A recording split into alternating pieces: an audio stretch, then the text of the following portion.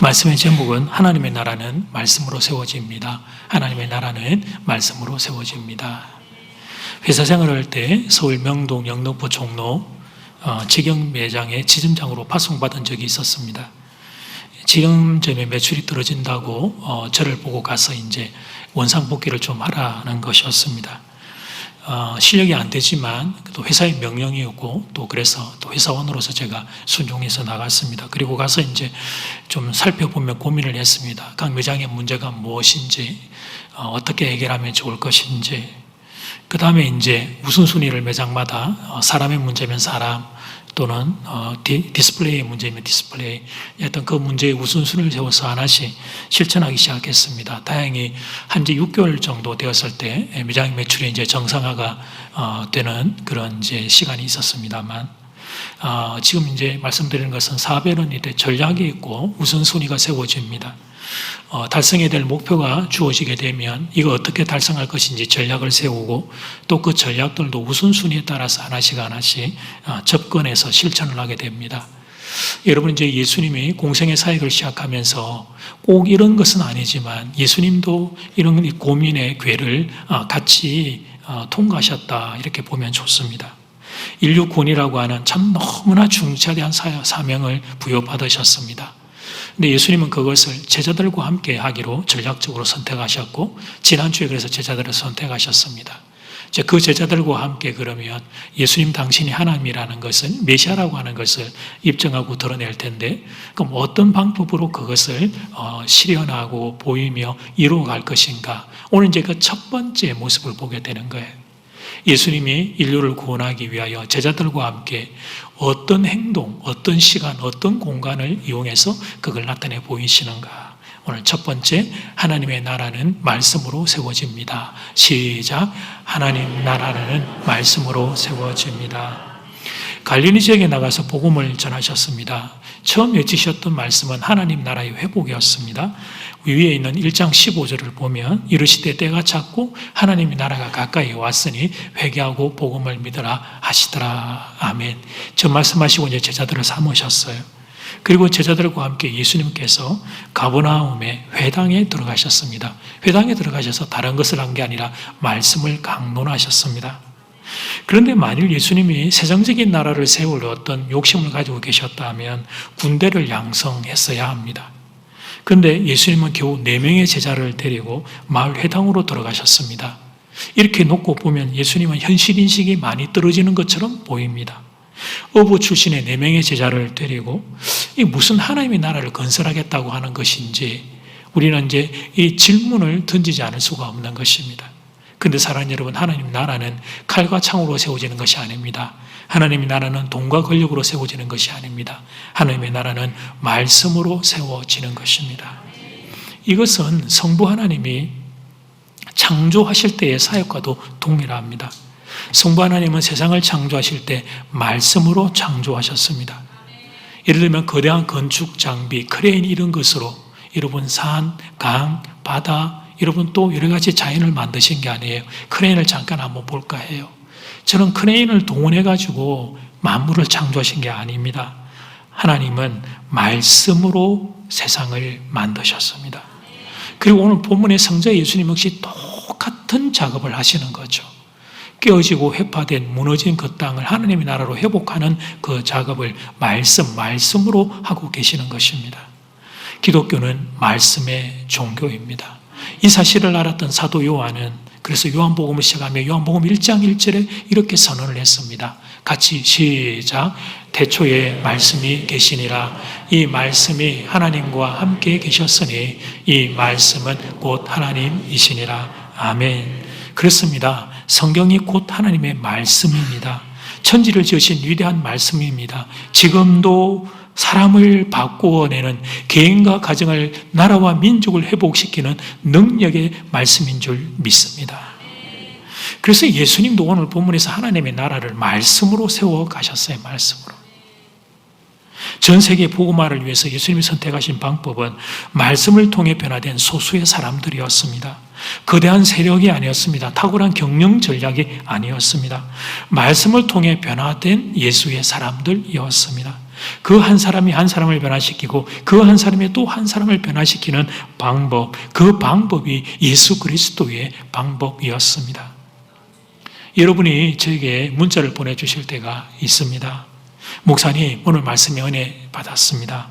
주신 말씀으로 이 힘든 한 중간을 또 한번 살아보겠습니다. 이런 문자를 받을 때 참 감사합니다. 말씀으로 한 주간을 살겠다는 그 성도의 결단이 얼마나 귀한지 모르겠습니다. 또 이런 분들도 계십니다. 목사님, 말씀을 통해 저의 잘못을 깨달았습니다. 예수님 앞에 회개하고 인생의 방향을 바꾸도록 하겠습니다. 이런 분도 귀한 분이십니다. 잘하셨습니다. 성도는 그렇게 사는 겁니다. 성도는 다른 게 아니라 말씀 붙잡고 실험하며 사는 겁니다. 말씀 통해 은혜 공급받아 한 주 살고, 말씀 통해 내 인생을 수정하고 바꾸어서 더 아름다운 사람으로 자라나고, 성도는 말씀으로 우리의 인생을 열어가는 줄 믿습니다. 종교개혁 508주년을 지나가고 있습니다. 그 이야기를 잠깐 나눌까 합니다. 예수님이 성천하신 뒤부터 4세기 초반까지 초기 기독교는 로마의 핍박을 받았습니다. 그런 핍박의 시기에도 신앙의 순수성을 지키며 살아내었습니다. 그러다가 결국 4세기 초반에 종교의 자유를 보장받는 밀라노 칙령이 선포됩니다. 여러분 보시는 게 밀라노 칙령의 그 공문과 그때의 교부들의 그림을 여러분 보고 계십니다. 오른쪽 AD 313년 에디 오브 밀란, 이렇게 밀라노 칙령 이렇게 여러분 보고 계시죠. 듣기는 많이 들었는데 아마 이런 이제 문서를 보시는 건 처음이지 않을까 싶은데, 기독교가 로마의 국교가 되었습니다. 저 때부터. 사실 이제 기회가 주어졌는데 오히려 여러분 종교와 정치가 결탁함으로 더 부패한 일들이 많이 발생하게 되었습니다. 그래서 그것을 중세 암흑기 시대 그렇게 부릅니다.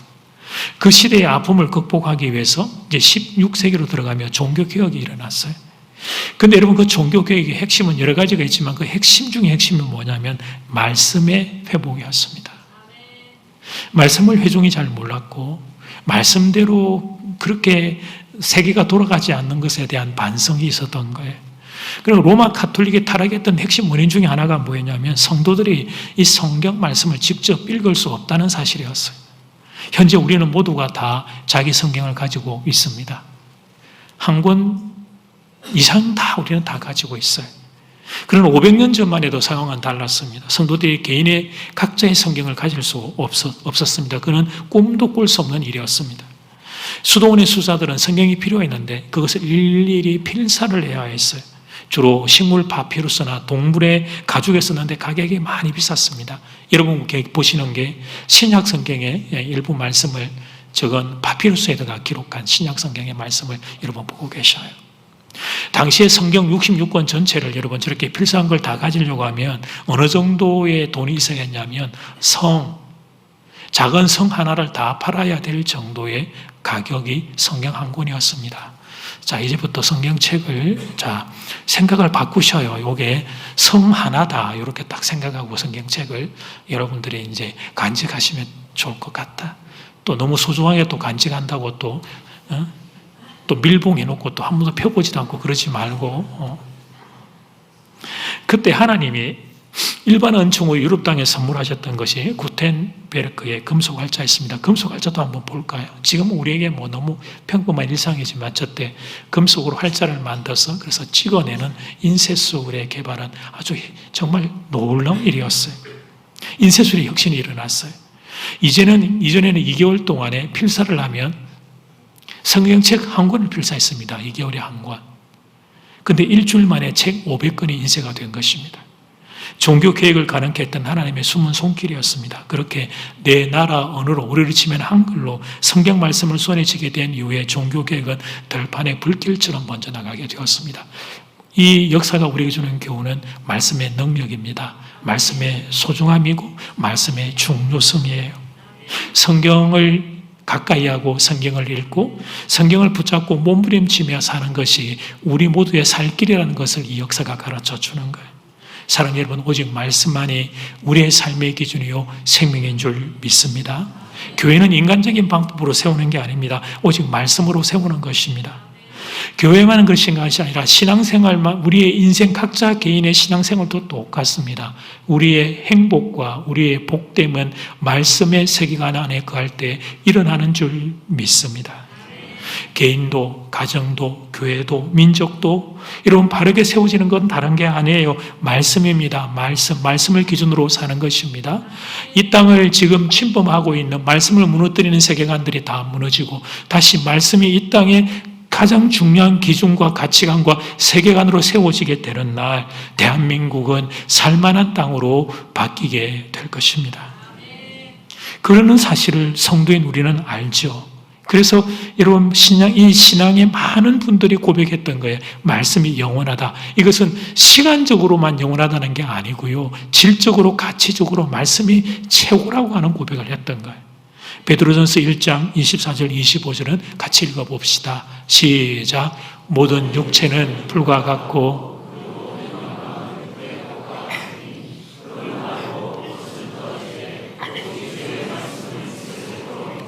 아멘. 풀은 마르고 꽃은 떨어지되 오직 주의 말씀은 세세토록 있도다. 하나님의 말씀이 영원한 능력입니다. 여러분이 그 말씀의 능력을 누리시기를 주 이름으로 축복합니다. 두 번째, 예수님의 말씀은 권위가 있습니다. 시작. 예수님의 말씀은 권위가 있습니다. 말씀의 중요성을 입증하듯이 예수님은 회당에서 말씀을 가르치셨습니다. 그런데 역시 예수님은 말씀이셨습니다. 예수님이 하나님이라는 사실이 예수님의 말씀을 통해서 입증이 되었어요. 말씀을 들은 청중들이 하나같이 놀랐어요. 22절 말씀, 무사람이 그의 교훈, 예수님의 교훈에 놀라니 이는 그가 예수님이 가르치시는 것이 권위 있는 자와 같았다. 그리고 동일한 말씀이 조금 건너뛴 27절에도 기록이 되어 있습니다. 다 놀라 서로 물어 이르되 이는 어찌미냐 권위 있는 새 교훈이로다. 두 구절에 반복되는 단어는 권위입니다. 예수님 말씀에는 권위가 있었습니다. 영적 권위였습니다. 하나님으로부터 온 권위였습니다. 무리들이 느낄 정도였으니 그 영적 권위는 강력한 것이었어요. 예수님이 하나님이라는 사실을 가장 먼저 우리 주님은 말씀을 통하여 입증해 내셨던 것입니다. 설교자로서 제가 소원하는 것 중에 하나는 이제 이런 것입니다. 어쩔 수 없이 피곤해서 조시는 거를 이해는 하지만 근데 말씀이 너무 원해가 되어가지고 조는 사람이 아무도 없는 날 오는 거, 그게 이제 설교자로서의 저의 소원이죠. 제가 말씀을 전할 때 영적인 권위가 나타나기를 소원하는 것입니다. 그런데 아직 요원하다 하는 사실 앞에 매주일 절망합니다. 매주일 절망해요. 또 이렇게 하면 또 지금 졸던 분들이 너무 미안하실 텐데 여러분을 놓고 이야기하는 게 아니고 그냥 저 자신에 대한 반성이에요. 한 번씩 오래전에 제가 존경하는 선배 목사님들의 과거의 설교 영상을 보고 납니다. 고 옥하는 목사님, 하용조 목사님, 조영기 목사님 이런 분들. 근데 이 영상이 옛날 영상이어서 화질도 좋지 않고 많이 남아있지 않기는 하는데 그래도 제가 이제 한 번씩 듣고 납니다. 몇 번 들은 말씀인데도 반복해서 듣는 말씀인데도 들을 때마다 제가 영적인 감동을 받게 됩니다. 언제쯤이면 제가 이분들이 흉내라도 낼 수 있을지 부끄러운 일입니다. 그래서 비밀 하나를 공개하면 주일날 아침 일어나서 제가 이제 씻고 샤워하고 옷 입고 준비하고 할 때 한 번씩 이 어른들의 영상 말씀을 주일 아침에 제가 교회 오기 전에 듣곤 해요. 제 영혼이 그 말씀으로 뜨거워지기를 원하는 마음으로 제가 이제 그런 시간들을 가지거든요. 근데 오늘 본문에서 이 예수님이 말씀의 권위를 드러내셨습니다. 회당에서 강론하는 중 마침 귀신 들린 자가 그곳에서 있었습니다. 귀신 들린 자가 예수님을 알아보고 항의를 했습니다. 그때 예수님이 딱 한 말씀을 하셨습니다. 25절 말씀, 예수께서 꾸짖어 이르시되 잠잠하고 그 사람에게서 나오라. 잠잠하고 그 사람에게서 나오라. 그랬더니 귀신이 격렬을 일으키며 그 사람에게서 나왔습니다. 그렇습니다. 예수님은 하나님 바로 그분이셨습니다. 예수님의 말씀 또한 동일한 권위를 가지고 있었어요. 그래서 예수님의 말씀 앞에 사탄 마귀도 벌벌 떨었던 것입니다. 이 시간 저도 말씀을 의지해 선포합니다. 예수 그리스도 이름으로 선포할 때에 성도들을 붙잡고 있는 악한 것들은 떠나갈지어다. 예수 그리스도 이름으로 선포할 때에 성도들을 괴롭히는 질병은 떠나갈지어다. 예수 그리스도 이름으로 선포할 때에 성도들의 마음을 두려움과 염려와 불안으로 떨게 하는 어둠의 그림자들은 흔적도 없이 사라질지어다. 말씀의 권위가 이 시간 여러분 위에 임하기를 주 이름으로 축복합니다. 역사의 흐름을 잠깐 묵상합시다. 오늘 좀 교회 역사를 여러분과 좀 많이 나누게 되는데, 예수님 12제자 사도 바울, 그리고 그 제자들, 또 그 제자의 제자들, 그래서 사도, 속사도, 교부 이렇게 쭉 흘러갑니다. 흘러가는 그 과정 가운데 초대교회 4세기, 5세기, 6세기, 10세기를 넘어가면서 그런 그 시대의 변화 가운데에도 변하지 않는 그 한 가지 선명한 게 뭐냐면 말씀의 권위였어요. 권위. 그 말씀이 더 귀하게 소중하게 그렇게 이제 역사 가운데 뿌리를 내리게 되었습니다. 그래서 그 말씀의 권위를 인정하고 사모하는 마음이 건축, 일반 건축도 그렇고 교회 건축에도 드러나게 되었는데, 그게 여러분 잘 아는 고딕 양식입니다. 고딕 양식. 바깥에 교회 외벽에 여러분 바깥에 이 첨탑이 높이 하늘을 향하여 올라가거든요. 그게 하늘을 바라보는 것이었어요. 하나님에 대한 경외감이 근지의 건축 양식 가운데도 드러났습니다. 또 그런 의미로 교회 내부 안에 여러분 이제 유럽을 가서 보시면 여행을 가거나 동유럽이나 서유럽을 가면 오래된 성당 안에 가서 보시면 그 안에 이제 여러 가지 조각들도 아름답지만 강대상이 높이 세워져 있는 걸 아마 보신 분들이 있을 거예요. 강대상이 높이 그때는 세워졌습니다. 그리고 그 강대상은 여러 사람이 올라가는 게 아니고 말씀을 전하는 한 분만 딱 나선형 계단으로 올라가서 높은 곳에서 말씀을 선포하도록 하나님의 말씀의 권위가 높이 있다는 걸 모두가 인정했고, 회중들이 아래서 이제 그 말씀을 우리가 모두 다 이렇게 존중하는 마음으로 말씀을 받았던 그런 시절이 있습니다. 그래서 관련된 사실을 여러분 잠깐 좀 보여드리면, 저건 제가 이제 좀 찾아보았는데 피사 성당 안에 있는 말씀을 전하는 강대상입니다. 지금 제 강대상보다 높이가 아마 2배, 3배 정도 높이가 되지 않을까 싶어요. 거기서 이제 말씀을 전했기 때문에 지금 그렇게 하면 여러분들의 목 디스크가 다 나을 거예요. 왜냐하면 다 숙이고 다녀서 문제인데 이렇게 좀 예배 시간에도 고개 이렇게 들고 있으면 목 디스크가 다 낫지 않을까? 하여튼 이제 그때에 그런 시절이 있었어요. 그러다가 이제 17세기를 넘어오면서 이성주의와 합리주의가 들어오면서 변화가 일어났습니다. 권위에 대한 도전이 일어났어요. 하나님보다 사람의 가치가 더 높아졌습니다. 그러면서 강대상의 높이는 반비례해서 낮아지기 시작했습니다. 높은 강대상은 지나치게 권위적이라고 하는 것에 대한 반성이었어요. 그래서 지금 현재 여러분 우리가 보는 정도의 높이로 강대상이 자리하게 되었습니다. 저는 개인적으로 이런 역사적인 흐름과 변화에 대하여 충분히 이해를 합니다. 그러나 언제나 그렇듯이 역사를 모르게 되면 과거의 교훈과 의미를 모르게 된단 말이죠. 과거의 그 귀한 가치들을 우리는 모른 채 그냥 오늘을 살아가는 그런 존재가 될 수밖에 없어요. 최근에 교회당을 여러분 가서 보면 강대상이 회중석보다 낮은 곳에 위치한 본당도 있습니다. 회중석이 강대상보다 더 높아요. 이렇게 뒤로 가면서 이렇게 경사가 이렇게 뒤로 높이 세워져 있어요. 유인적선. 지금 여러분 뒤에 앉아 계시는 분들 앞에 분 가려워서 제가 안 보이죠? 안 보이는 분들이 여기 계실 거예요. 물론 의도적으로 일부러 저 안 보이려고 뒤에 숨어 있는 분도 있지만 그런 거하고 상관없이 이게 수평으로 되어 있기 때문에 이제 그렇게 될 수가 있습니다. 그래서 뒤에 앉은 분들도 잘 보이도록 하기 위해 건축과 공학적으로 그렇게 설계를 하는 거예요. 그거 제가 지금 나쁘다고 말씀드리는 게 아니라 그건 이제 지혜로운 인간의 건축적인 기술을 발휘한 거니까 그건 잘한 거예요. 그런데 자 이제 잘 들으세요. 이런 공간 배치는 자칫 잘못하면 말씀을 듣는 자세에 오해를 불러일으킬 수 있단 말이에요. 그러니까 역사의 귀한 교훈을 알고 지금은 우리가 더 좀 더 잘 예배를 편하게 드리기 위하여 공간이 이렇게 바뀌었다는 걸 알 때 우리가 예배 어떤 공간에서 드릴지라도 우리의 자세가 변하지 않을 수 있다는 것이죠. 이게 강대상보다 이 정도가 아니고 이렇게 조금 올라간 정도가 아니라 여기 강대상이 아예 밑으로 내려가 있고 회중성이 높은 곳에 앉게 되니까 자세가 어쩔 수 없이 여러분 좀 팔짱을 끼고 이렇게 좀 내려다보는 자세가 됩니다. 여러분 마음이 몸으로도 나타나지만 몸의 자세가 마음에도 영향을 끼치는 법입니다. 그래서 어쩔 수 없이 온라인 예배를 드려야 되는 분들이 있다는 거 제가 알지만 우리가 집에서 온라인 예배 드리면 어쩔 수 없어요. 처음 한두 번은 옷 입고 양말 신고 하지만 그 다음부터는 그냥 파자마 입고 추리닝 입고 소파에 그냥 비스듬히 앉아서 예배를 드리게 돼요. 참 신기한 건 그런 자세로 예배를 드리면 말씀의 예배의 은혜가 우리에게 제대로 전달되지 않더란 말이에요.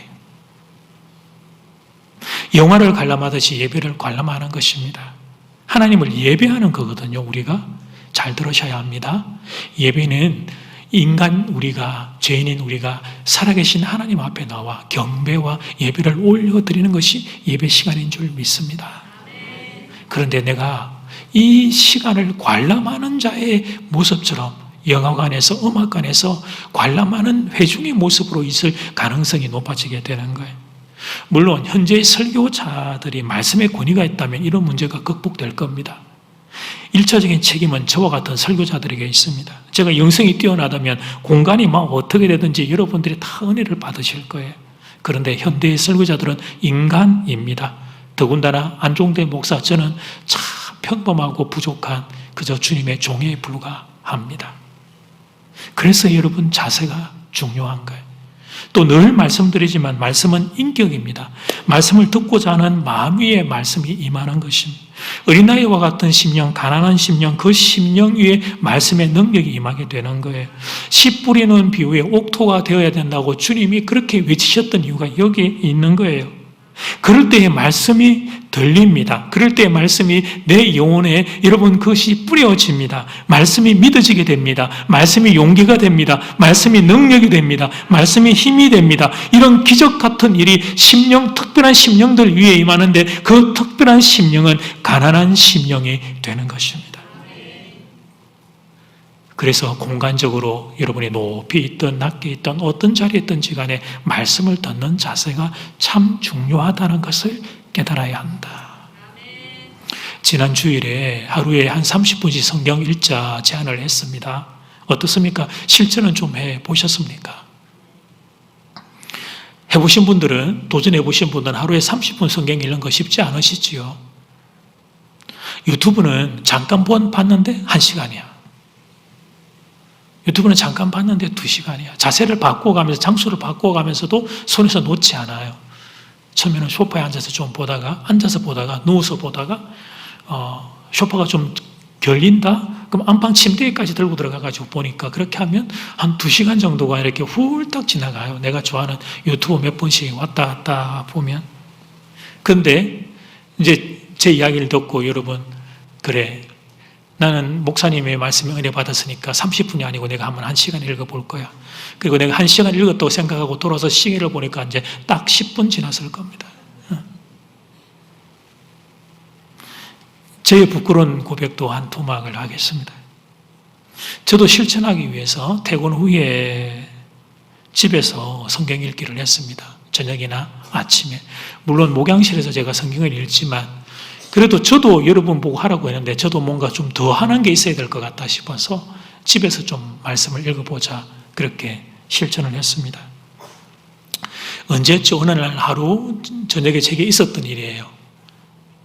그때 아마 아내도 잠깐 바깥에 뭘 좀 이렇게 치우러 나가거나 아마 그랬던 것 같은데 혼자 이제 있는데 이제 성경을 읽기 시작했어요. 이렇게 그게 아마 갈라디아서 에베소서 그 부분이었던 것 같아요. 요일은 기억나지 않는데 성경 본문은 처음에는 얼마나 다르고 막 맛있는지 그랬는데요. 한 20분 지나니까 제가 자꾸 시계를 보고 있는 거예요. 아이고 주여, 왜 30분 안 됐냐 그런 마음인 거죠. 목사가, 그것도 담임 목사가 집에서 성경 읽기를 30분을 진득하게 못해가지고 왜 30분 안 됐나 싶어서 시계를 보고 있는 거예요. 그만큼 여러분 저도 습관이 많이 구부러져 있는 겁니다. 습관이. 제 손에 쥐어진 하나님이 주신 선물이 하나 있는데 스마트폰이라고 하는 녀석이 와 있어요. 너무 예뻐요. 정말 제 친구 같아요. 이게 얼마나, 화장실 들어갈 때도 들고 들어가고 너무 친숙해졌어요. 여러분에게도 한번 그림을 보여드릴게요. 저 물론 이제 스마트폰 앱으로 성경을 보는 겁니다만 장면은 되었고요. 제가 이거 가지고 저와 여러분이 같이 좀 우리의 습관들을 좀 돌아보기를 원하는 겁니다.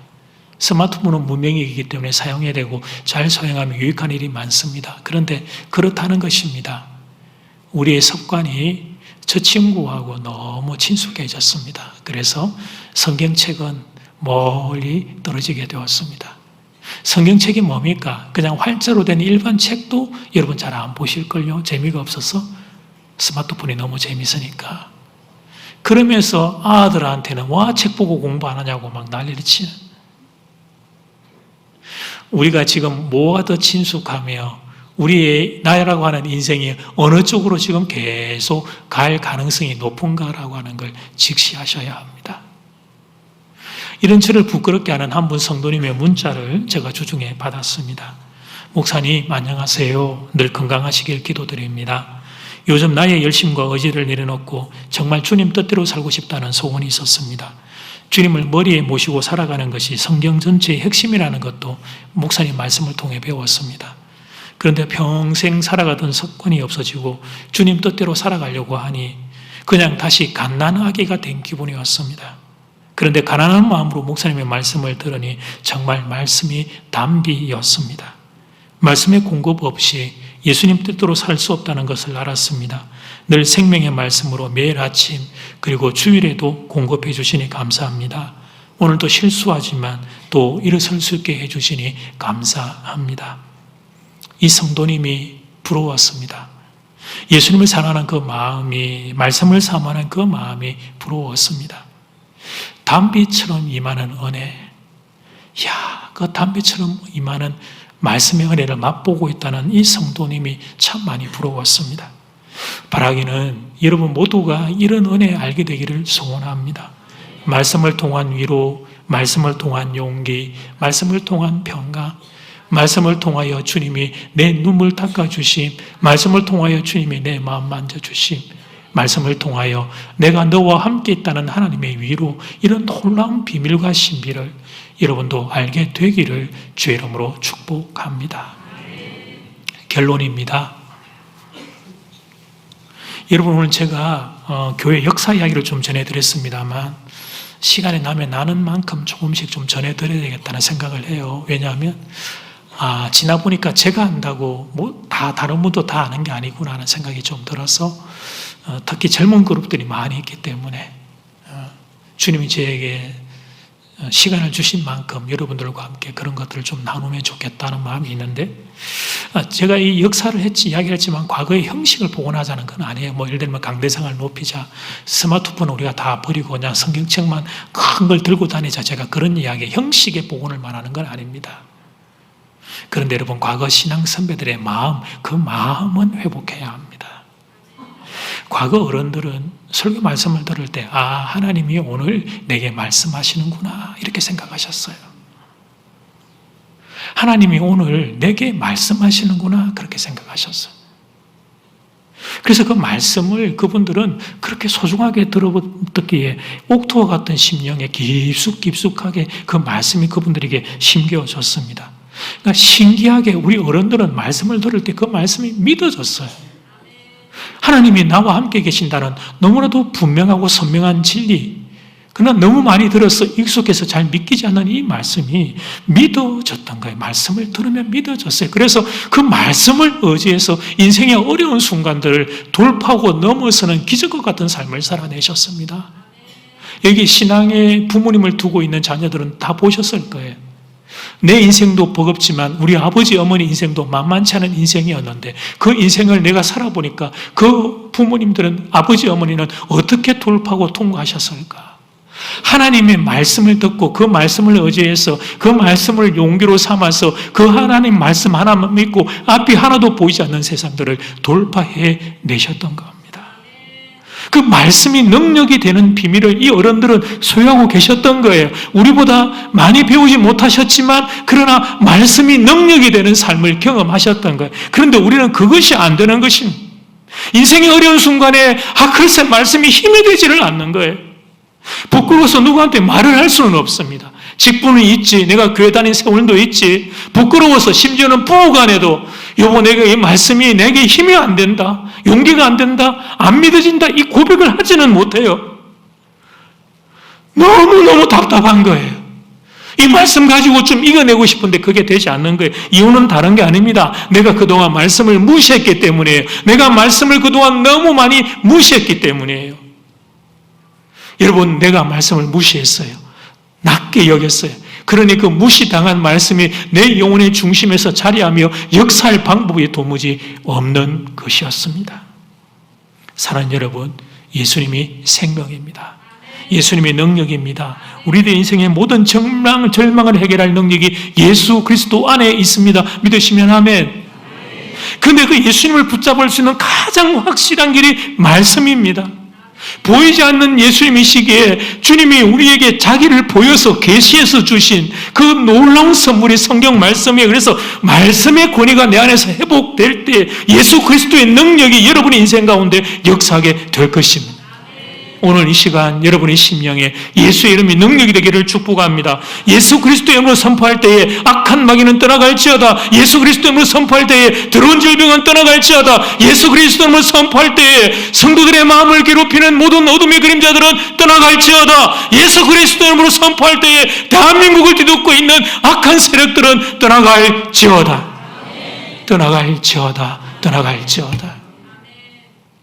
이 시간 예수 그리스도로 말미암는 치유와 회복이 여러분의 인생과 여러분의 마음과 여러분의 가정과 육신과 자녀와 교회와 이 나라의 인민족에 충만하게 임하기를 주의 이름으로 축복합니다. 아멘. 찬양 드리겠습니다.